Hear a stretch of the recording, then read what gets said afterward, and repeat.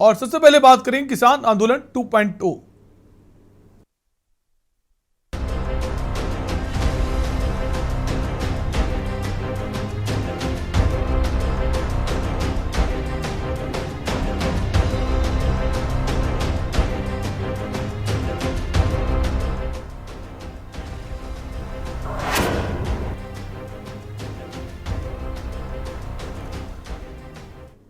संयुक्त किसान मोर्चा का दावा है कि किसान महापंचायत में देश भर से लाखों किसान जुट रहे हैं। ऐसे में से किसान आंदोलन 2.0 की तैयारी भी माना जा रहा है।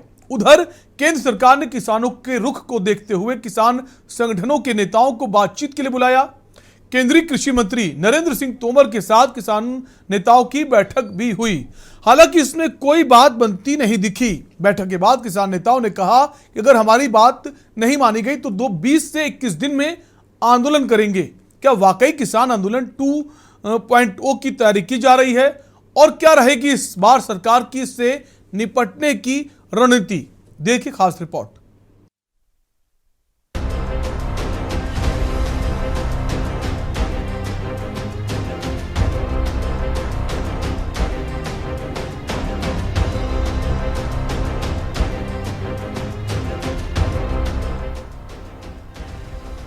केंद्र के 3 कृषि कानूनों के विरोध में हुए किसान आंदोलन के करीब 1.5 साल बाद हजारों किसान एक बार फिर दिल्ली के रामलीला मैदान में जुटने लगे हैं।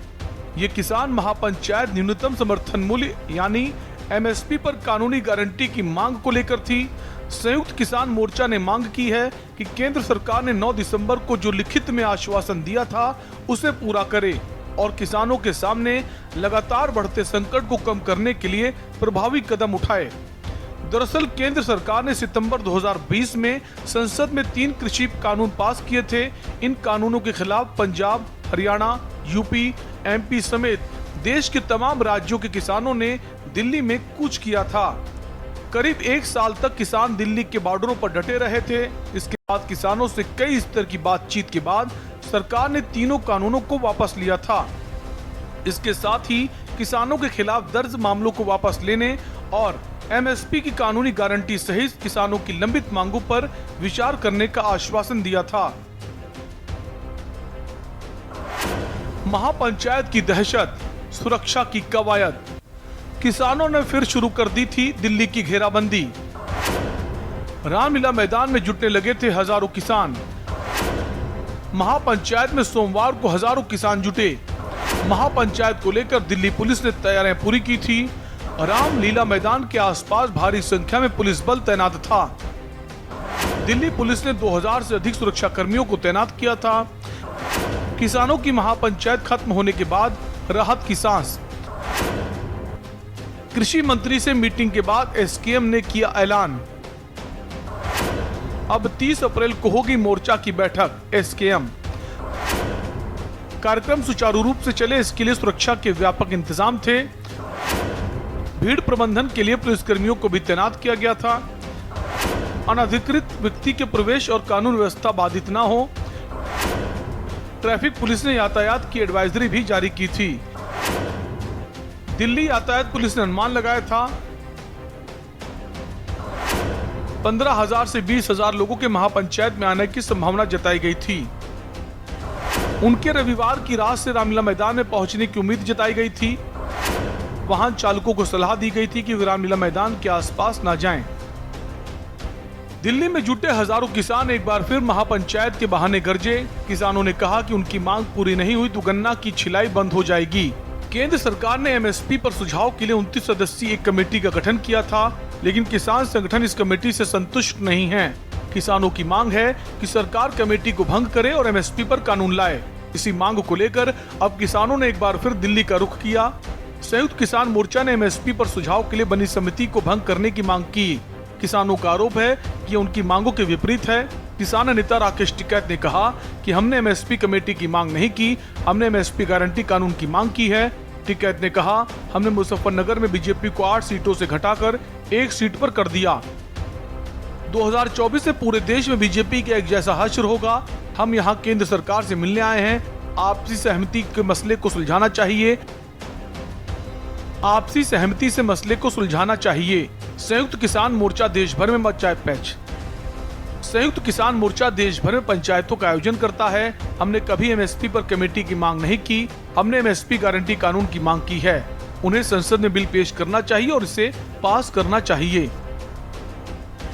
किसान संघों की संस्था संयुक्त किसान मोर्चा ने रविवार को अपने बयान में कहा था, किसान महापंचायत न्यूनतम समर्थन मूल्य यानी एमएसपी पर कानूनी गारंटी के लिए दबाव बनाने के लिए आयोजित की जा रही है। इस कार्यक्रम में शामिल होने के लिए विभिन्न राज्यों और केंद्र शासित प्रदेशों से लाखों किसान दिल्ली जा रहे हैं।